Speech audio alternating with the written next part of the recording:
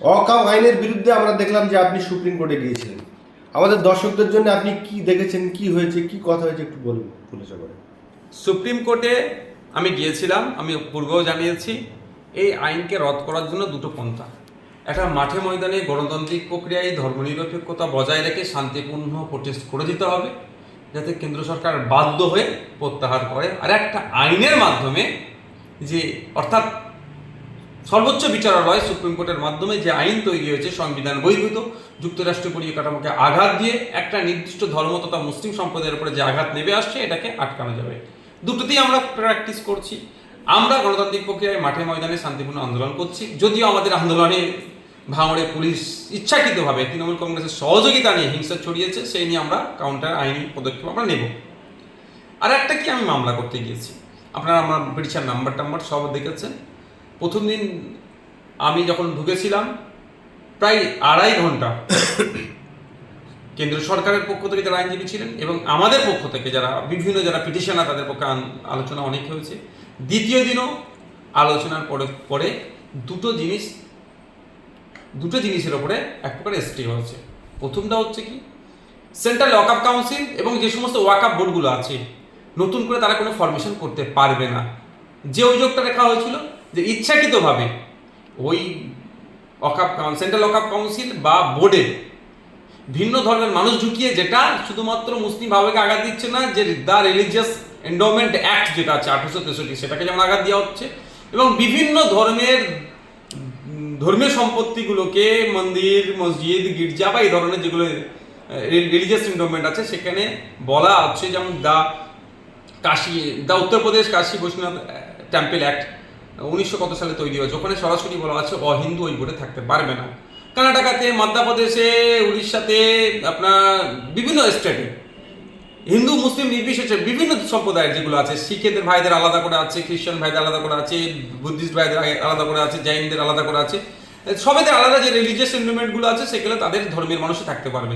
কিন্তু এতদিন ওয়াকআপ বোর্ডে ওইটাই ছিল, কিন্তু এখন হঠাৎ করে মুসলিমদের উপকার করতে গিয়ে মুসলিম ভাইদের ঢোকাচ্ছে। তো ব্যাপারটা হচ্ছে ঢোকাচ্ছে সেটা বিতর্ক নয়, কিন্তু অধিকারে তো হনন হচ্ছে, সেই অধিকার যাতে নিশ্চিত করা যায় সেই জন্য মামলা করতে গিয়েছিলাম। তো এটাতে একটা স্টে হয়েছে। স্টে হওয়ার আগে সেন্ট্রাল গভর্নমেন্টের পক্ষ থেকে যেনারা অ্যাডভোকেটস যারা ছিলেন তারা এটাকে এখন এটাতে এগোবে না বলে তারা সম্মতি দিয়েছে। দ্বিতীয় যেটা হচ্ছে ওয়াক বাই ইউজার, ভয়ঙ্কর একটা জিনিস। সারা ভারতবর্ষে যে সমস্ত ওয়াকআপ প্রপার্টি আছে তার 50% হচ্ছে ওয়াক বাই ইউজার, অর্থাৎ মৌখিক দান করে দিয়েছে। মাদ্রাসার জন্য, মসজিদের জন্য, কবরস্থানের জন্য জায়গাটা দিয়ে দিচ্ছি। 200 বছর, 100 বছর, 150 বছর ধরে এই মাদ্রাসা, মসজিদ বা কবরস্থানের জন্য এটা ব্যবহার হয়ে আসছে ওয়াক বাই ইউজার। সেটাকে কেন্দ্র সরকার যে নতুন আইন করে নিয়ে ওটাকে ওয়াক বাই ইউজারকে অমিট করে দিয়েছিল। ওয়াক বাই ইউজার অমিট যেদিন থেকে আইন হয়েছে নতুন, সেই দিন থেকে নয়, টোটাল প্রিভিয়াস ইয়ার্স, মানে 200 বছর, 250 বছর, 400 বছরের ওয়াকআপ সম্পত্তিগুলো তাহলে ধূলিসাৎ হয়ে যাবে। এক প্রকার হচ্ছে এইটা অ্যামেন্ডমেন্ট কেন এনেছে, সম্পত্তিটাকে লুটতে হবে। এখন মুসলিম সম্প্রদায়ের সম্পত্তির থেকে বড় কথা হচ্ছে প্রাইম প্রপার্টি আছে, এই সম্পত্তিটা আমার ভালো লেগেছে। আমি কলকাতায় আপনার কেশিদাসের পাশে এই জায়গাটাকে আমাকে পছন্দ করে নিতে হবে। জায়গাটা কাদের? ওয়াকআপ প্রপার্টি। এখানে ওইরকম ভাবে নেওয়া যাবে না, নিলে অসুবিধা আছে, আইন করে নেবো আমি ঘুরিয়ে। তো কালকে যদি কেশিদাসের পাশে একটা দেবত্ব সম্পত্তি এদের নজরে পড়ে, আমার তো মনে হয় এরা এইটাই করবে, আইন পরিবর্তন করবে। শিখ ভাইদের গুরুদুয়ারের কোনো সম্পত্তি থাকলে যদি পছন্দ হয় তো ওটা করতে পারে, এদের বিশ্বাস এটা জমি হাঙর। তো মেনলি এদের হচ্ছে নজরে পড়েছে এটা, ওইগুলো তাদের আইন পরিবর্তন করে ওয়াক বাই ইউজার 50% আছে সেটাকে দখল করে নিতে চাইছে, সেই জন্য এটাকে করেছিল। আমরা যারা পিটিশন করেছি প্রায় 73 জনের মতো প্রথম দিন পিটিশনার ছিল আমরা প্রথম হেয়ারিংয়ে। তো 73 জনের পিটিশনের কপি যদি আপনারা দেখেন, ওয়াক বাই ইউজারটাকে সবাই প্রাধান্যতা দিয়েছে। এইটার পরে চিফ জাস্টিস এবং তার যে বেঞ্চ ছিল বারবার প্রশ্ন করেছিল সরকার পক্ষের আইনজীবীদেরকে, ঠিকঠাক উত্তর দিতে পারেনি, শুধু এগিয়ে যাচ্ছে, ওই করছে আন করছে। তো ওয়াক বাই ইউজারকে ফার্দার যে আমাদের ডেট যেটা আছে ওই পর্যন্ত অর্থাৎ স্টে হচ্ছে, এটাকে এগিয়ে যাবে। তো এই দুটো ডেভেলপমেন্ট হয়েছে। এখন যেটা প্রশ্ন আমি বলবো যে এই দুটো ডেভেলপমেন্ট হয়েছে মানে যে আপনি ঘরে বসে থাকবেন এটা নয়, এটা ভালো করে আমার কথাটা শুনবেন, যারা দর্শক বন্ধু আছে তাদের উদ্দেশ্যে বলবো, ডেভেলপমেন্ট হয়েছে আইনি লড়াই। মাঠে ময়দানে লড়াই কিন্তু থেকে পিছপা হয়ে গেলে হবে না, এটা মাথায় রাখবেন। তবে হ্যাঁ, মাঠে ময়দানে লড়াইটা শান্তিপূর্ণ গণতান্ত্রিক প্রক্রিয়া হওয়া চাই। কারণ মাঠে ময়দানে থাকতে এই জন্যই বলছি, সেই মাথাটাও যেন দিল্লি পর্যন্ত দেখতে পাই যে কতজন রাস্তায় আছে। হ্যাঁ, রাস্তায় আছে যেমন দিল্লিকে দেখানো হবে, ঠিক একইভাবে রাস্তায় থেকে যদি কেউ অশান্তি করার চেষ্টা করে তাহলে দিল্লিতে খারাপ রিয়াকশন যাবে, এটা মাথায় রাখতে হবে। এটা হতে পারে আপনাদের মিটিং মিছিলে ঢুকে হিংসা করিয়ে বিজেপির সুবিধা করাতে পারে কেউ। আপনারা মিটিং মিছিলে নামছেন, আপনার অন্যায়ের বিরুদ্ধে রাস্তায় নামছেন, আপনার অন্যায় সংগঠিত করবেন না, আমাদের বিশ্বাস এটা, কিন্তু আপনাদেরকে সজাগ থাকতে হবে। যেমন ভাঙড়ে শান্তিপূর্ণভাবে আসছিল বাসন্তী হাইওয়ের ওপর থেকে, তাহলে কলকাতায় মিছিলে যোগদান করবেন, বাবা সাহেব আম্বেদকরের জন্মদিন উদযাপন করবেন এবং ওয়াকফের বিরুদ্ধে প্রতিবাদ মিছিলে অংশগ্রহণ করবেন। সেখানে বিনা প্রয়োজনে লাঠিচার্জ করে মাথা ফাতা ফাটিয়ে দিল। এই ধরনের করবে, কিন্তু আমি অনুরোধ করছি ভিডিও করে রাখবেন, এর বিরুদ্ধে আইনত ব্যবস্থা নেওয়া যাবে। কিন্তু আপনাদের লক্ষ্য রাখতে হবে, এই যদি হিংসার খবর তৈরি করাতে পারে এরা, তাহলে এটা দিল্লিতে এটা ব্যাড ইফেক্ট করবে।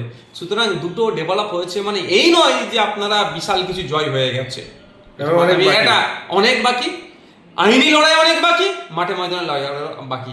আইনি লড়াই আমাদের অ্যাডভোকেটরা লড়বে, আর মাঠে ময়দানের লড়াইটা আমাদেরকে লড়ে নিতে হবে গণতান্ত্রিক প্রক্রিয়ায়, ধর্মনিরপেক্ষতা বজায় রেখে এবং গণতান্ত্রিক প্রক্রিয়াতে। আরেকটা কথা, এইটা অনেকে গুলিয়ে দেওয়ার চেষ্টা করছে, এটা হিন্দু ধর্মের ব্যাপার নয়, এটা মুসলমানদের শুধু সমস্যা বলে। দেখুন একটা কথা বলি, পার্লামেন্টে দুটো কক্ষে যে ভোট হয়েছে, অর্থাৎ ওয়াকফ সংশোধনী বিলের বিরুদ্ধে যারা ভোট দিয়েছিলেন, তাদের মধ্যে 90% কিন্তু নন মুসলিম ভাইরা, একটা হিন্দু সমাজ, শিখ, জৈন, বিভিন্ন ধর্মের মানুষ আছে, তারাও কিন্তু এই সংশোধনী আইনকে তারা পছন্দ করেনি বলে তারা ভোট দিয়েছে। ইভেন সুপ্রিম কোর্টে যে সমস্ত অ্যাডভোকেটসরা লড়াই করছেন, টপ টু বটম পর্যন্ত যে সমস্ত আছেন, তাদেরও কিন্তু 90% নন মুসলিম অ্যাডভোকেট। তাহলে এই লড়াইটা শুধু মুসলমানদের নয়, লড়াইটা সংবিধান বাঁচানোর লড়াইটা মানুষের মৌলিক অধিকারকে যে কিভাবে খর্ব করাচ্ছে সেটাকে রক্ষার লড়াই, যুক্তরাষ্ট্রীয় পরিকাঠামোকে রক্ষার লড়াই। তাই আমি বলবো, এই লড়াইটা হিন্দু মুসলমানের লড়াই নয়, এই লড়াইটা বিজেপি সরকারের নিয়ে আসা যে আইন, যেটা একটা ধর্মের উপর আঘাত দিচ্ছে, একটা দেশের সংবিধানের উপর আঘাত লাগছে এবং যুক্তরাষ্ট্র পরিকাঠামোর উপরে আঘাত দিচ্ছে, ওই জন্য সেটাকে বাতিলের জন্য লড়াই। আমি আমার কথা বলছি, আমার যে সমস্ত অ্যাডভোকেটসরা আছে তার মধ্যে 7 জনের মধ্যে আরও পরের শুনানিতে কিছু দেখবেন আবার যোগদান হচ্ছে, তার মধ্যে 4 জন নন মুসলিম। এটা ভাবতে হবে আপনাদেরকে, এটা আমাদেরকে গুলিয়ে দিচ্ছে। এটা যদি ধর্মীয় ইস্যু হতো, তারা কেন আসবে ভাই, কেন আমার সাথে থাকবে তারা? এটা ভাবতে হবে। এগুলো আমাদেরকে ভুল বোঝানো হচ্ছে, কিন্তু ভুল বোঝায় তাদের ব্যক্তি স্বার্থ চরিতার্থের জন্য করছে, এগুলোর ফাঁদে পা আপনারা কেউ দেবেন না। গত কদিন আগে মুখ্যমন্ত্রী তিনি বলছেন যে ওয়াকফ শুধু মুসলিমরা করেনি, হিন্দুরাও করেছে। না, এই কথার সাথে আমি একদম ফেলে দিতে পারবো না। আপনি যদি ইতিহাস খুলে দেখেন, এটাই তো আমাদের দেশের বিউটি, আমাদের দেশের একটা মানে মাহাত্ম্য কি।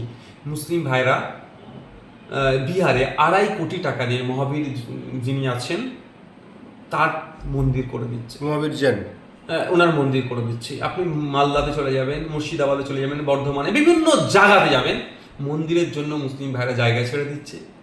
আবার কবরস্থানের সমস্যা হচ্ছে, হিন্দু ভাইরা মুসলমানদেরকে দিয়ে দিচ্ছে। এইভাবেই তো অফ হয়েছে। এটা যেটা বলছেন, যে এটা আমি একদম উড়িয়ে দিতে পারবো না। রাত 2টার সময় ওয়াকফ বিল পাশ হলো, 48 ঘন্টার মধ্যে রাজ্যসভায় পাশ হলো, 3 দিনের মধ্যে রাষ্ট্রপতি শাসন করে আইন তৈরি হয়ে গেল। তাহলে যে 7 দিন সময় কোর্ট দিল, কি কারণে দিল, কিসের জন্য দিল, একটু যদি খুলে আমার দেখুন, এই বিষয়গুলো নিয়ে অনেক চর্চা হয়েছে, অনেক আলোচনা হচ্ছে। দেখুন, যে লিগ্যাল প্র্যাকটিসে সবসময় মানুষকে বলার সুযোগ দিতে হয়, তো সেই জন্য 7 দিন টাইম দিয়েছে। বেশ কিছু বিষয় কেন্দ্র সরকারের কাছে তারা জানতে চাইছে। অ্যাফিডেভিট বলেন, যদি আমরা সহজে বলি, অ্যাফিডেভিট করে দেবে। 7 দিন টাইম দিয়েছে, সেটা দেবে। আপনি যতটুকু জানলেন এবং ছিলেন সেই জায়গায় উপস্থিত, কি আপনার ধারণা হয় যে সুপ্রিম কোর্ট এই ওয়াকফ বিলটা টোটাল বাতিল করে দেবে না কারেকশন করে ছেড়ে দেবে? দেখুন, আমি তো সুপ্রিম কোর্টের চিফ জাস্টিস না, আমি তো সবটাই যেগুলো হয়েছে সেগুলো বাতিলের জন্য গিয়েছি। আমার পিটিশনে উল্লেখ আছে এইগুলো বাতিল করতে হবে, কেন করতে হবে, বাতিল করা দরকার, আর কেন করা দরকার বাতিল, সেই জায়গাগুলো আমি দেখিয়েছি। এবার চিফ জাস্টিস যিনি আছেন বা তার অ্যাসোসিয়েট, আমার আরও যেসব 2জন স্বনামধন্য বিচারপতি আছেন সুপ্রিম কোর্টের, ওই যে বেঞ্চ আছে, তারা একটার পর একটা হ্যারিংয়ে যখন শুনবে, দুপক্ষেরই লজিক শুনবে, যুক্তি দেখবে, সংবিধানের মধ্যে কি আছে না আছে, তারপরে একটার পর একটা হবে আলোচনা। আমাদের রাজ্যের মুখ্যমন্ত্রী মাননীয়া, তিনি মুসলিম দরদি, সংখ্যালঘু মুসলিম দরদি, এটা অনেকেই বলে থাকে এবং এই মাননীয়াও ক্রেডিট নিয়ে থাকে। কিন্তু নওশাদ সিদ্দিকী বিজেপির দালাল, এটা শাসক দলের কিছু লোক বলে থাকে। সেই নওশাদ সিদ্দিকী সুপ্রিম কোর্টে ছুটলেন, অথচ মাননীয়া তিনি মুসলিমদের যে ইমাম মুয়াজ্জিনদের দেখে আপনি নেতাজি ধরে তিনি বলছেন দিল্লিতে গিয়ে আন্দোলন করুন। কি বলবেন? দেখুন, ব্যাপারটা এখানে একটু ক্লিয়ার করে বলি, চিৎকে চেঁচামেচি করার দরকার নেই। আমি গতকালকে কোর্টের মধ্যে আমি দেখছিলাম ছত্তিশগড় সরকারের পক্ষ থেকে একজন কাউন্সিল দাঁড়িয়েছিলেন, অ্যাডভোকেট। তিনি ছত্তিশগড় সরকারের পক্ষ থেকে এসে ওয়াকাফের সমর্থনে তিনি সওয়াল করছিলেন, বিজেপি শাসিত সরকার। তো আমাকে সত্যি তখন খুব আমাকে দুঃখ লেগেছিল, প্রচণ্ড আমি ব্যথা পেয়েছি। কিন্তু বিজেপি একটা রাজ্যের সরকার এসে বিজেপির কেন্দ্রীয় সরকারের আইনের পক্ষে সওয়াল করছে, তাহলে আমাদের রাজ্যের সরকার বিজেপি বিরোধী চরম বলে নিজেকে প্রমাণ করতে চায়। সে এখানে দাঁড়িয়ে ওয়াকাফের বিরোধিতা করে সওয়াল করলো না। যারা যেখানে পথে ঘাটে ওয়াকাফ নিয়ে বিরোধিতা করে মিটিং মিছিল করছেন, তাদের উদ্দেশ্যে আমার একটাই বার্তা, কেন্দ্র সরকারের এই ভুলে চরম বিরোধিতা করতে হবে গণতান্ত্রিক প্রক্রিয়াতে। কোনোভাবে এই আইনকে বাস্তবায়ন হতে দেওয়া যায় না। গণতান্ত্রিক প্রক্রিয়ার সর্বোচ্চ লড়াই আমাদেরকে দিতে হবে।